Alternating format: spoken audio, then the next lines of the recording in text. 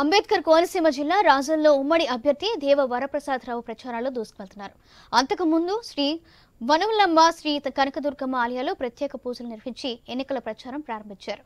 ఇంటింటికి తిరుగుతూ కూటమి ఎన్నికల హామీలను ప్రజలకు వివరిస్తున్నారు.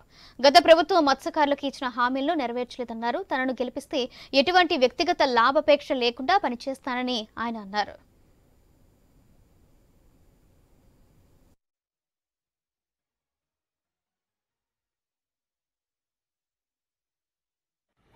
టౌన్కి ఆనుకుని ఉన్న ఏటికట్ట ప్రాంతంలో ఏటికట్టకి అటువైపు ఇటువైపు ఉన్నాయి ఇళ్లను సందర్శించుకుంటా నేను ఓటు వేయమని చెప్పి నేను అడుగుతా వారిని సందర్శించాను. వారు నా దృష్టికి కొన్ని సమస్యలు తీసుకొచ్చారు. ముఖ్యమైన సమస్య ఏటికట్ట బలహీనంగా ఉంది. ఇది ఈరోజు సమస్య కాదు. నాకు కూడా తెలుసు. నేను రాజోలు కాలేజీలో చదువుకున్న రోజుల నుంచి నాకు గుర్తు. ఇక్కడ ఏటికట్టు బలహీనంగా ఉంటాం. ఎప్పుడైతే వరద వచ్చిందో ఇక్కడ ఉన్న జనం అంతా కూడా తల్లడిల్లిపోతుంది.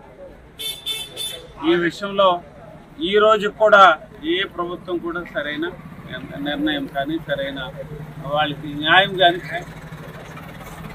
ఈ ప్రభుత్వం అయితే వైకాపా ప్రభుత్వం పూర్తిగా